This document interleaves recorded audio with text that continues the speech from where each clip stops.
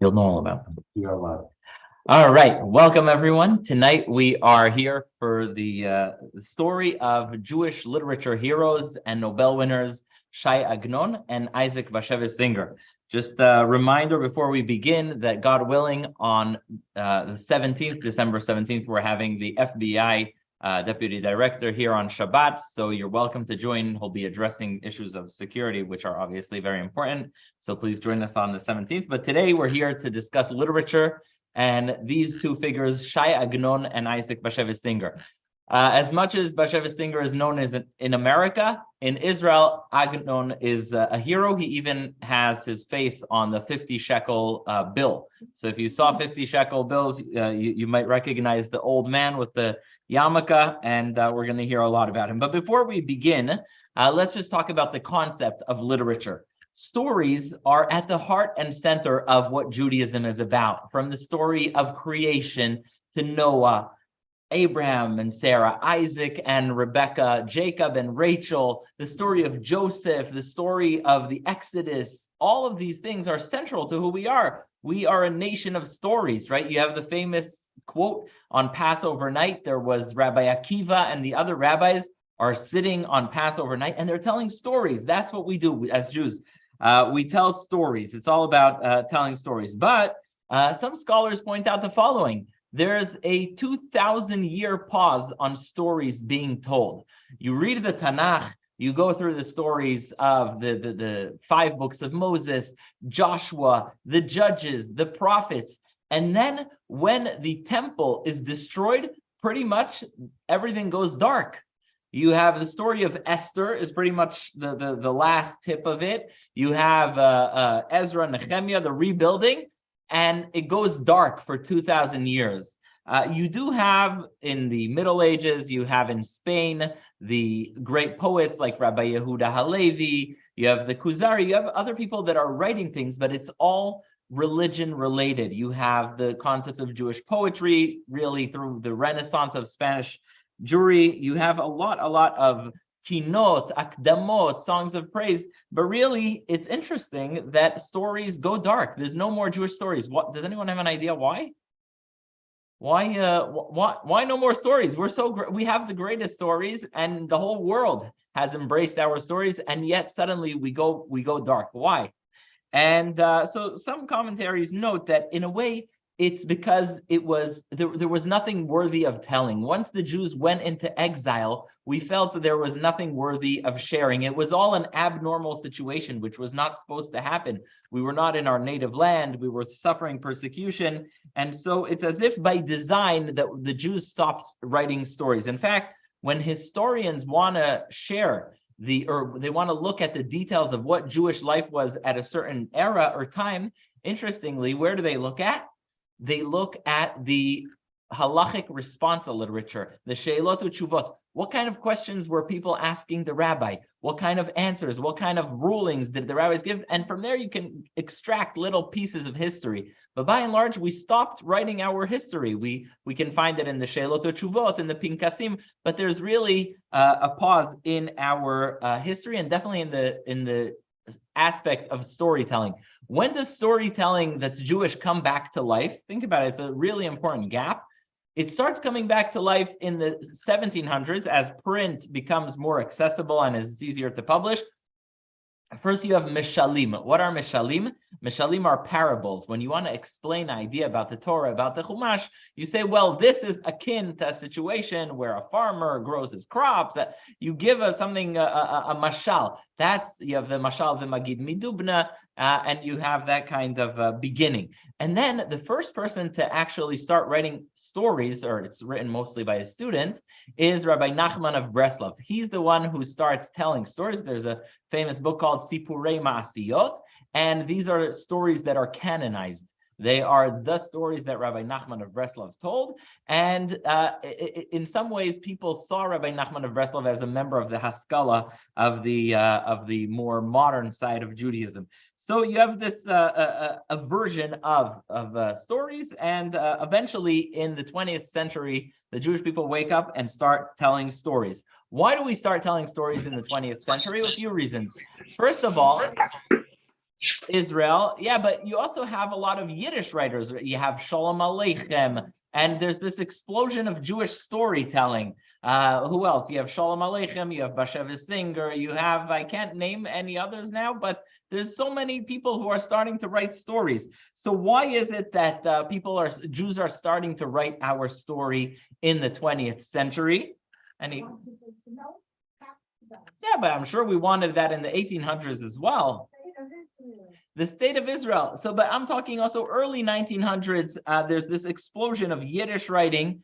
And it's interesting because in many ways, it has to do with Jews leaving Judaism the way they knew it and being part of a new world and wanting to share it in their own way. If you are living in, I don't know, in Kiryas Yol and New Square and Williamsburg, you may not be able to share your story if you're living within the community. But if you grow up in that community and then you go out, you're free to share the story as you wish. So many Jewish writers like Bashevis Singer, who grew up in a very tight Jewish Orthodox community, when they find out that they can leave this world and when they find out that they're free to do things like publish and write, they have this amazing relief.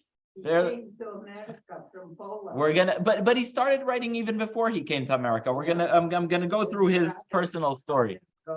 His brother, yes, we're gonna speak a lot about his brother. But yeah, you sometimes see today. I don't know. Did anyone here watch Shtisel? Anyone watch that? It's like, it's telling through movies and film the story of a Hasidic community. And again, it's the same idea of being able to use a modern tool to tell about a world that you kind of grew up in. And sometimes these attempts are well received by the Orthodox community where you came from. And sometimes it makes a gewalt and people are upset that you're not portraying them the way you want. But truthfully speaking, it's really the people who are just sharing their experience. I grew up this way, and I want to tell you what it's like. Now I want to talk about something very important. Does everyone here know what the shtetl is? Yes. We sang, I don't know who was here when they sang Mein Shtetl Bells. That was beautiful, Dudu Fisher. So why is the shtetl so important, and why are so many of the writers in many languages writing so much of the shtetl? Why is it Fiddler on the Roof? And what's it about the shtetl that's so exciting? They came from there, but why are, for example, German Jews so fascinated with the shtetl? Why is Fiddler on the Roof popular in Japanese? Why is it? What is it? Dancing and life. It's life, to life, l'chaim. So it's interesting. The shtetl is a fascinating thing because it's not just a place. The shtetl is a way of life that we lived literally for hundreds of years and across continents.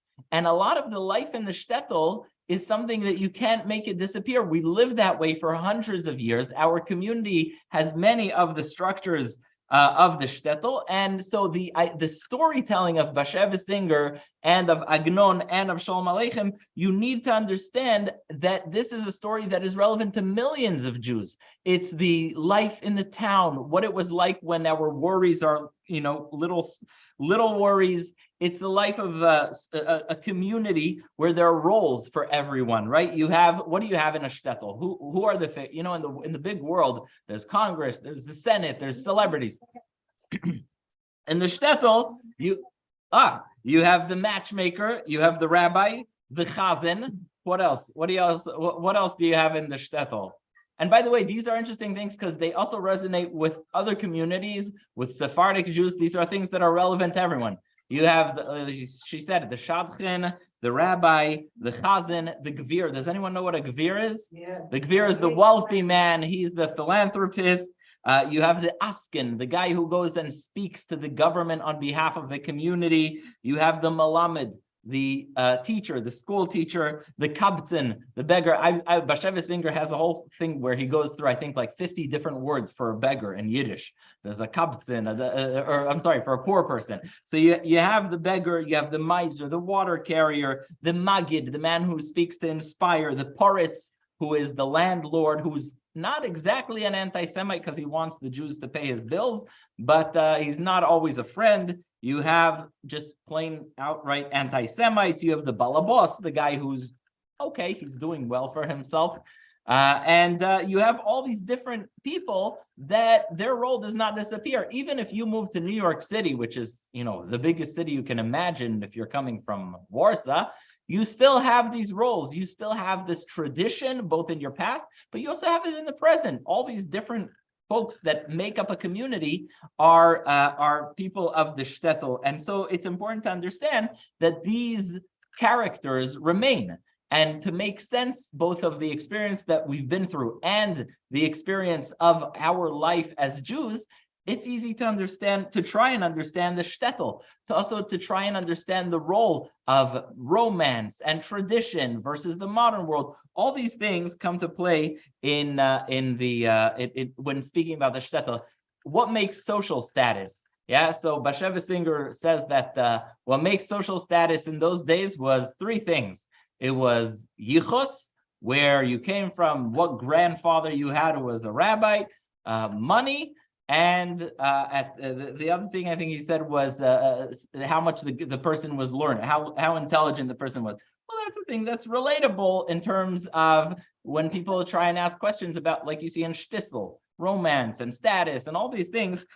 So it's all, whether it's Fiddler on the Roof, Bashevis Singer, or Shai Agnon, the shtetl has extraordinary power and relevance to our world, whether you're living in Beverly Hills and Jerusalem or back in Buchach, which is the small town that Agnon writes about. And so these writers write about this world that vanished very quickly, but is still part of who we are. So how fast, different communities went through urbanization, modernization at different speeds, but it was how we lived. Everyone sitting here had someone that lived in the shtetl once.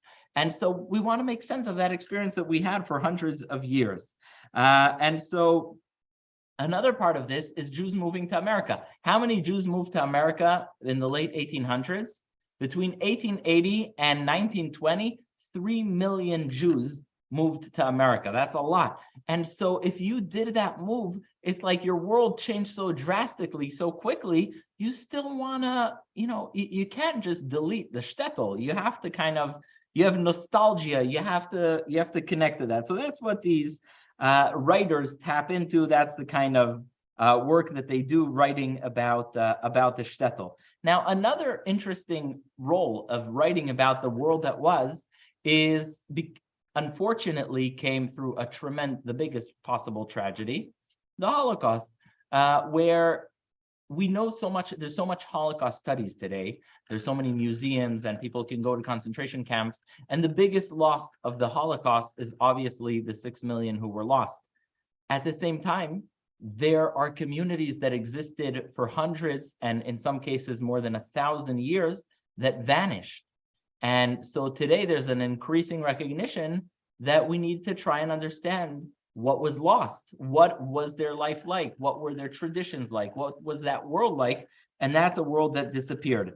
And so you have this responsibility that both Bashevis Singer and Agnon recognize and take on after the Holocaust. They don't necessarily speak about the Holocaust, but they see increased responsibility to speak about what happened. By the way, and someone mentioned his brother, his name was not Bashevis. The reason his name is Isaac Singer. His brother was Yisrael Singer, and the reason he called himself Bashevis is because his mother was Batsheva, and she died in the Holocaust. And it wasn't uncommon in Europe to go by a mother's name. Anyone ever hear the last name Chaikin, Rivkin, Ruchamkin, Sprintzek? All these are names that Jews had in memory of a mother. And so it wasn't uncommon to have a name in memory of a mother. And so he, in honor of his mother, who was Batsheva, names himself after the Holocaust Bashevis. But his name is Singer. Yeah. So what both Bashevis Singer and Agnon did was to show that life to a generation that may have not seen it. In the case of Bashevis Singer, he had to show it to Americans who were really wanting to be Americanized, who were living in a completely different world than the shtetl.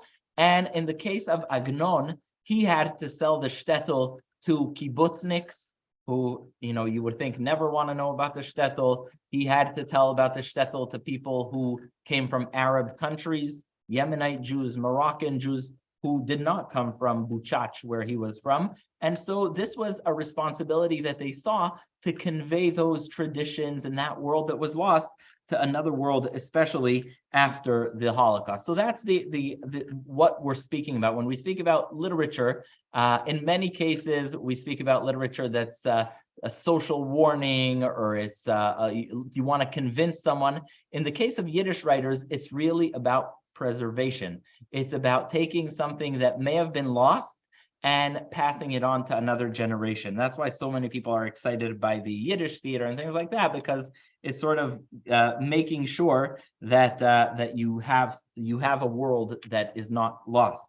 So now to the details. After that introduction, so Bashevis Singer. So who is he? So Bashevis Singer, actually, we don't know he himself did not know the year of his birth. Imagine not knowing how old you are. Well, that was his situation.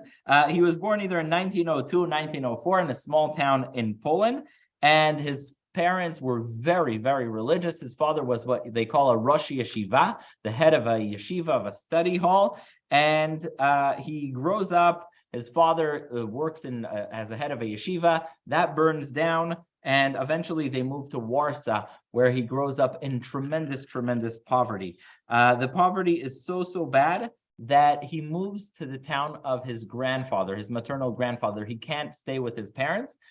He moves with his mom to where his grandfather lives. By the way, I just want to clarify, there's a whole debate whether he's related to the Belzer Rebbe or not. There's a town called Bilagora, where his mother's from, which is where the father of the Belzer Rebbe is from. Whether he's his cousin or not is not clear, but either way, it was a town of very pious Jews, and that's where Isaac grows up. He later writes about his home, which was actually in his Nobel speech, how it was a judicial court and a place of study and a place of communal meetings. He grows up in this very rabbinic environment, very Jewish environment, and he is also very religious. Until the age of 16, he does not read a single thing that is not hardcore Torah and our classic sources. He's very, very, very religious. But as the time goes on, he starts looking around, and this is the age of what they call the Haskalah. Does anyone know what the Haskalah is? The Haskalah is basically the influence of emancipation and education on the more traditional Jewish world, and he starts, and primarily the way it travels is by means of reading. So he starts reading things that are not part of the traditional canon. His brother Yisrael gets very into this world of writing. We're going to see throughout his life he follows his brother Yisrael, and his brother leaves Judaism in many ways and encourages him to do the same. The same is true for his sister.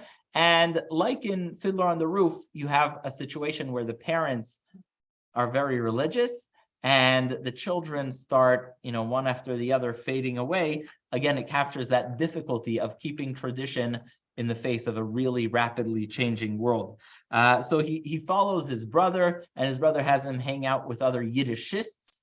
That's a thing that existed very much pre-war.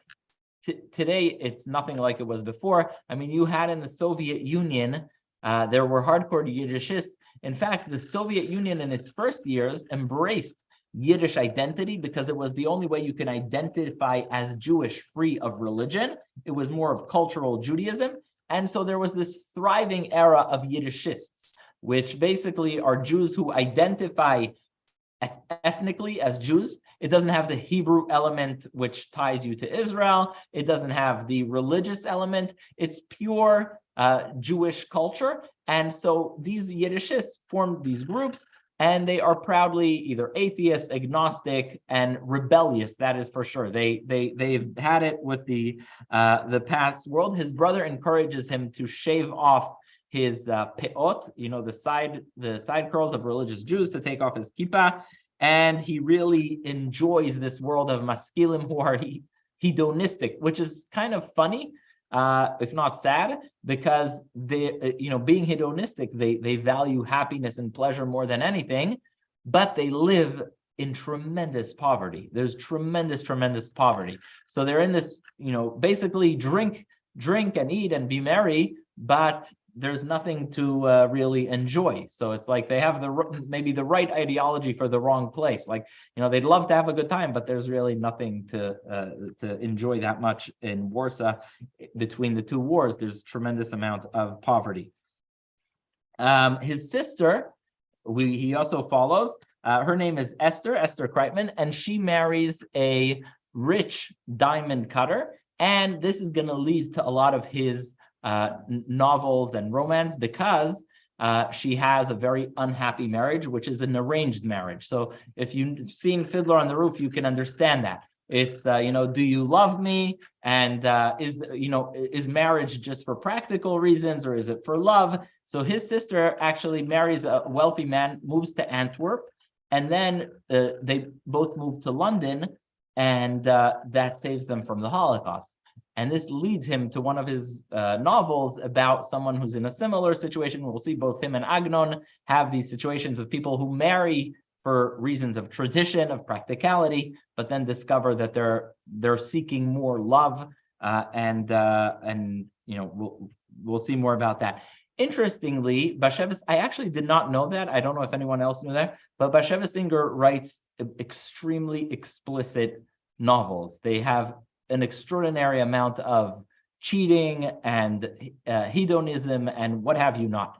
And again, a lot of it is based on his own experience, his experience with his friends in Warsaw in the 20s.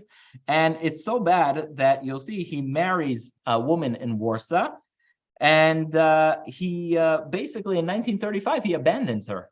He abandons his wife, and he follows his brother. His brother gets him a visa in 1935. He sees what's happening with the Nazis. He's like, time to get out. And he leaves his wife and son in Warsaw. So you'll see that his belief in marriage as a committed relationship is very, very, very, very minimal. And that's manifest both in his life as well as in the books that he writes. And so he leaves his wife behind. Interestingly, this is very interesting, his wife flees to the Soviet Union. She then, he has a child with her, and the child's name is Israel. She then moves to Palestine, and his son is Israel Zamir. Now, I guess this is a lesson in life. His son, whom he abandoned, loves his work. And he later becomes someone who helps publishing his father's work and is a big defender of his father's legacy. His son's name is Israel Zamir. He lives in Israel because Zamir is the Hebrew for singer. And it's just an interesting lesson, right? He abandoned his son, but after all, the son is the one who is, keeping his legacy alive. He translates his works into Hebrew, etc. In New York, again, he follows his brother, and just his brother has a job with the Forward, so he too gets a job with the Forward and starts writing in Yiddish. But actually, his biggest success later comes in English. He learns English, and I don't know if anyone has seen some of the movies based on his plays. If you did not, consider yourself blessed, because, like I said, they're not what we would call with a Yiddish tam. They're not a very pious, but that is the life that he leads. When he abandons religion, he abandons it completely. It's interesting. A lot of his work is based on Kabbalah, which is mystical work, which more popular with the Hasidic community than with the Lithuanian community. But I just want to read to you what he says at his Nobel Prize acceptance, which really conveys to you his love for Yiddish and what Yiddish is about. I'm going to read it. It's really, if you're curious about what Yiddish means to people, this is the definition why. He says, the high honor bestowed upon me by the Swedish Academy is also a recognition of the Yiddish language, a language of exile, without a land, without frontiers, not supported by any government, a language which possesses no words for weapons, ammunition, military exercises, war tactics, a language that was despised by both Gentiles and emancipated Jews. It's interesting. So Yiddish, what he loves about it is that it is a non-governmental, non-territorial language. It's a language that's really about the life in the ghetto. And so he goes on and says, the truth is that what the great religions preached, the Yiddish-speaking people of the ghettos practiced day in and day out. They were the people of the book in the truest sense of the word. They knew of no greater joy than the study of man and human relations, which they called Torah, Talmud, Musar, Kabbalah. The ghetto was not only a place of refuge for the persecuted minority, but a great experiment in peace, self-discipline, and humanism. So to him, Yiddish is really the language of the life that we lived, schlepping from place to place in Europe in our life as sort of refugees or whatever you want to call how we lived in Europe. So that is the story of Bashevis Zinger. Before I go on to Agnon, I just was wondering if anyone has questions, comments, or anything to say about Yiddish. If not, if we have any questions coming in? All right. It's interesting. Agnon is the flip side of Bashevis Zinger. And whatever Bashevis Zinger is to Yiddish, Agnon is the Hebrew. We don't know so much about him, but again, in Israel, he is sort of like Emerson is to us. He's a founding father of Israeli literature. And he not only does he deserve that recognition for his work, but he actually put his money where his mouth is and lived that life. So we're gonna continue speaking about Agnon again, even though there's a lot to discuss about Bashevis Zinger. I'm sure no one here saw Yentl. Did anyone here ever see Yentl? Yeah. So Yentl stories like or Enemies, a love story is one of his other stories. A lot of humor, a lot of sarcasm. And just a lot of irony that's mixed with Yiddish. So that's the story of Bashevis Zinger. Agnon is so much more solemn. So I'll just give you an example. Bashevis Zinger is asked by a reporter when he's receiving his prize. The guy asks him, Mr. So-and-so said about your work that it is I forget the exact quote, that it is immoral, inconsiderate, and cynical. And he's asking him in front of a whole audience, and Bashevis Zinger looks at him and says, he may be right. So he didn't really care for much. He was very sarcastic, very shrewd. He used to sit, some people tell me, on the cafe on West 76th Street, and he enjoying life. That was basically who he was. Agnon is so much more solemn. Agnon is born in a town called Buchach.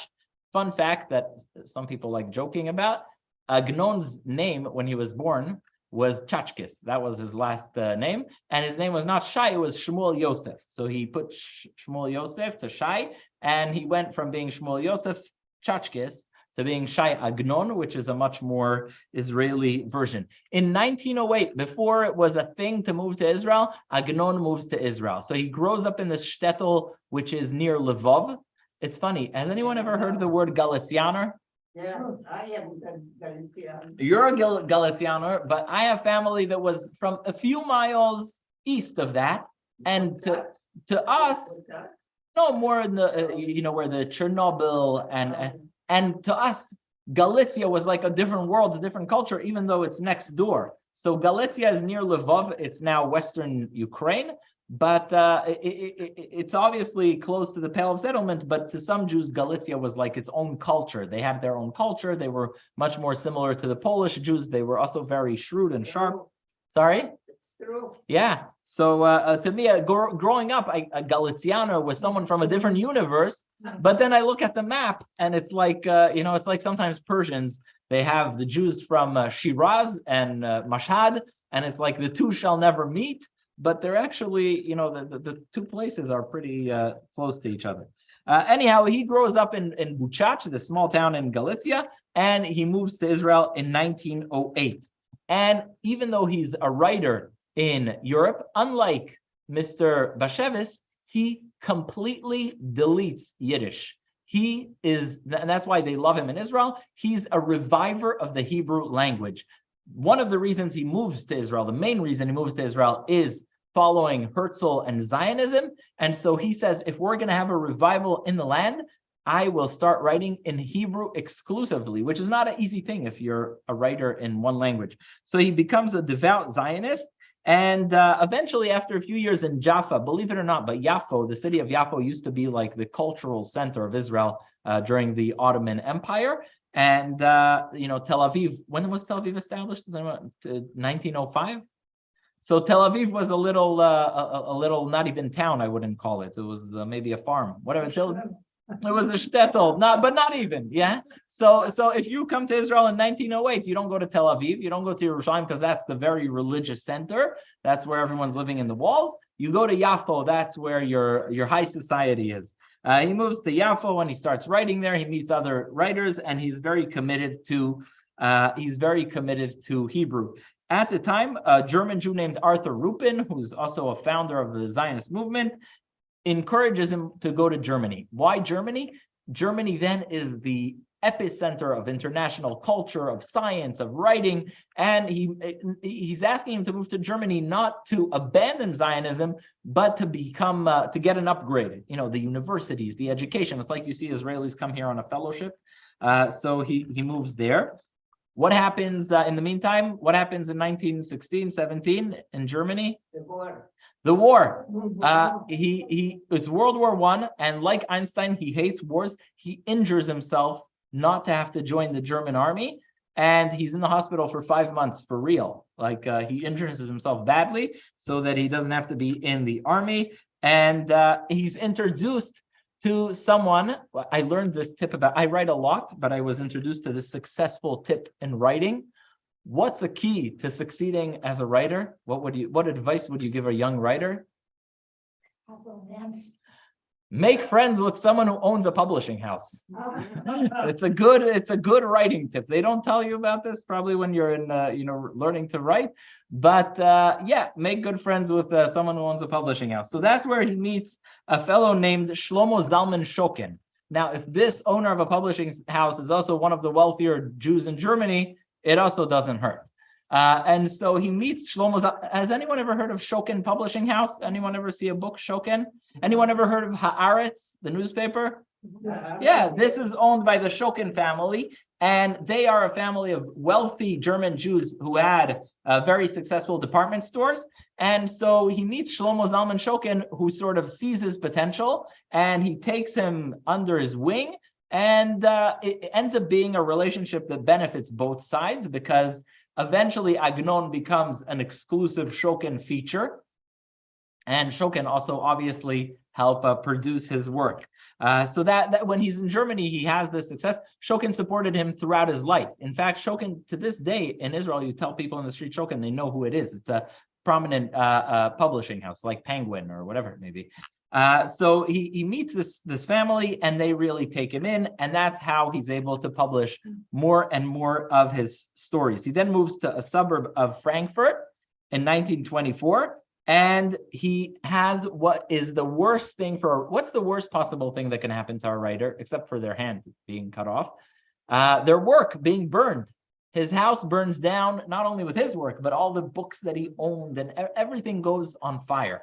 And so that's a really, really depressing thing. And Franz Rosenzweig at the time tells him that you should know that fire does not erase. Only death erases, but fire does not erase. And so he encourages him. But Agnon actually sees this as a sign from heaven. A sign from heaven that what? What? So two things. First of all, he sees it as a sign from heaven. He becomes more religious. He grew up religious, then kind of dwindled.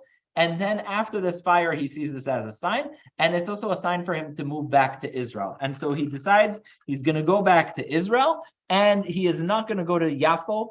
He is not going to go to Tel Aviv. He's deeply motivated religiously. And he moves to Jerusalem, which is not a city of high society. It's not a city of authors and writers and plays. It's just not the place. But he decides for ideological reasons to sit there and write. And when I say sit there, I mean he closes himself in a house that Shokin gets for him, and he basically sits and writes. In fact, fun fact, later on in his life, when Israel was a state in the 50s, more people moved in. And he wrote a complaint to the mayor. He says, I'm not able to write because of the noise of the cars. They closed the street for him. Just to give you an idea of what an icon he was in Israel. They close the street for him so he can focus. Yeah. He ends up marrying his marital life is much more stable than Bashevis. It's much more loyal. It's much more, his wife is with him. Another interesting fact is when he writes, he always stands. So he really needs his space to be able to write. He stands and he writes. And his writing could not be farther than anything that as it is from Bashevis. Why? If you look at Agnon, you need to have so much biblical knowledge. Every sentence is a play on a verse, on a medrash from Chazal, a piece of the Talmud. Everything he writes is very solemn. He's very, very serious. Even though he writes, roman, novel, everything, he's always writing using these very biblical phrases. What happens in 1929 in Israel? Does anyone know what happens in Israel in 1929? There's riots. Called the Tafresh Pei Tet, the 1929 riots, where the Arabs kill a lot of people in Hebron. Well, then, it was called that. Now it's basically Palestinians. And they kill a lot of people in Hebron. They riot in Jerusalem. And he writes later a famous story called Me'oyev le'ohev, from enemy to a beloved one. And he writes about a man who moves to this new neighborhood, which is the neighborhood he moved to. Anyone know Talpiot? He moves to this neighborhood called Talpiot. And he writes about how the man comes and he brings his own logs and his own materials and his hammer and what have you not, whatever it takes to build a house. He builds the house and a wind comes and blows it down. And he tries again and the wind blows it down. And he finally realizes that he will not be able to talk to the wind and become its friend, but he realizes he'll have to get stronger and just build a house. And that's his analogy or parable for what was happening with the Jews and the Palestinians. He realizes that they'll never accept the living of Jews in that place, and that you just have to be strong, and sort of like a Jabotinsky mindset of, just let's be strong and be able to sustain any kind of hit. At the same time, the other authors feel like they're losing out. They ask him to come to Tel Aviv. They ask him to join them, but he declines.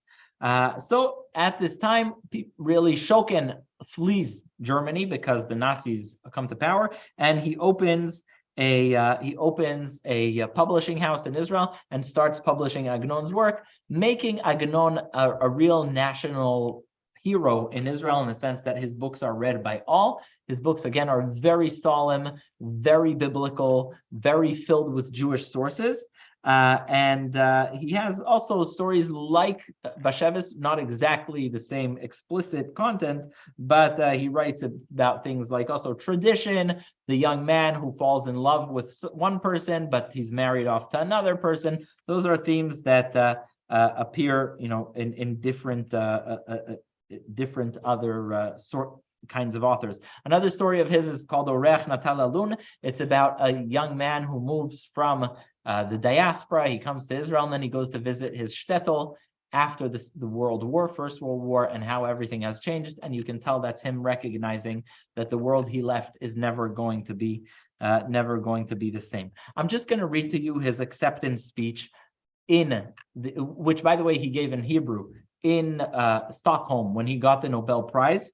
And it's just going to give you a taste of what kind of writer he was. So he starts off his speech, it's in Hebrew, and he says as following: "Our sages of blessed memory have said that we must not enjoy any pleasure in this world without reciting a bracha. If we eat any food or drink any beverage, we must recite a blessing over them before and after. If we breathe the scent of goodly grass, the fragrance of spices, the aroma of good fruits, we pronounce the blessing over pleasure. The same applies to the pleasure of sight. When we see the sun in the great cycle of the zodiac of the month of Nisan, or the trees first blossoming, or any fine, sturdy, and beautiful trees, we pronounce a blessing. And the same applies to the pleasures of the ear." You can see that just in this short paragraph that I read you, what do you see in here? The amount of content of just Jewish law, tradition, custom, the different kinds of blessings that he's taught. You can tell that this is a man who is very well versed with all the Jewish sources, and that he weaves it into his day-to-day writing. And that's really captures who he was. And so he says, when the Swedish representative came and told me the news that I got the Nobel, I also recited the full blessing that is enjoined upon the heart's good tide when you find out a good thing, which is Baruch HaTov v'Hametiv. And so he goes on, and then he says something very, very interesting. He says, I will tell you who I am and who you have agreed to have at your table. And this is the less Jewish law related thing. And it has major echoes of what I told you before as Ben Gurion philosophy. He says, as a result of the historic catastrophe in which Titus of Rome destroyed Jerusalem and Israel was exiled from its land, I was born in one of the cities of the exile. But always I regarded myself as one who was born in Jerusalem. So you see that philosophy of Ben Gurion, where you see the entire exile as sort of a footnote in Jewish history, which should not have happened. He starts off saying, really, in a way, I never left Jerusalem. It was a mistake, kind of. Titus expelled us, and my whole life, I really have been living in Jerusalem. In a dream, in a vision of the night, I saw myself standing with my brother Levites in the holy temple, singing with them the songs of David, king of Israel, melodies such as no ear has heard since the days our city has been destroyed and our people have been moved into exile. I suspect that the angels in charge of the shrine of music, fearful lest I sing in wakefulness what I had sung in dream, made me forget by day what I had sung by night. For if my brethren, the sons of my people, were to hear, they would be unable to bear their grief over the happiness they have lost. To console me for having prevented me from singing with my mouth, they enable me to compose songs and writings. You can see the unbelievably deep spirituality of Agnon, where he's imagining himself standing in the temple. He's imagining himself singing in the Beit HaMikdash.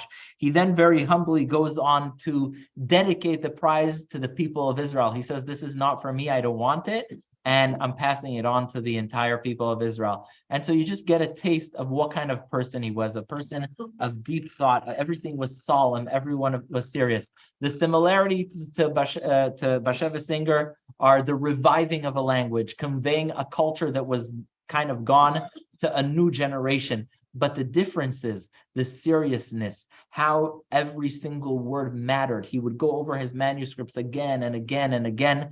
That was Shai Agnon. And so he goes on then to speak, unlike Ben Gurion, who really negated the shtetl. To Ben Gurion, the shtetl was almost an abomination. Agnon recognizes the beauty of the shtetl and what its spiritual meaning is. And he tries to convey it to another generation, but at the same time, he also sees Israel as something that should never have stopped. So that is who Agnon is. I just want to quickly share with you what the next series is. This is the final with the Jews of the Nobel. And I want to thank every single person for being here. You really made this possible. It would not happen without you. And now the next series is going to be Jewish geography. I'm going to travel with you through Jewish communities every week, a different Jewish community. Then one next week will be the Jews of China. I'm going to speak about the history of the community, the customs of the community, what happened with that community. Sometimes it's communities that still exist, other times it's not. And that way, every week we're going to go through the history of another Jewish community. So we're going to call it Jewish geography. You can talk about the 5 towns. The 5 towns.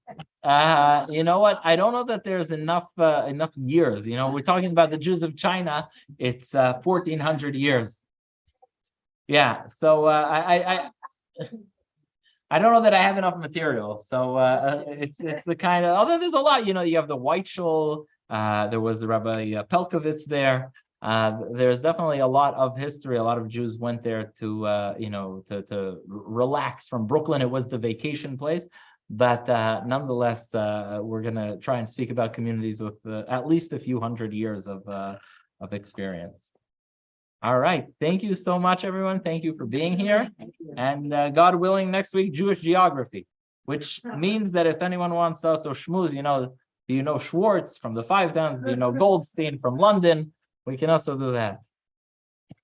Thank you. All right. Thank you. Thanks a lot.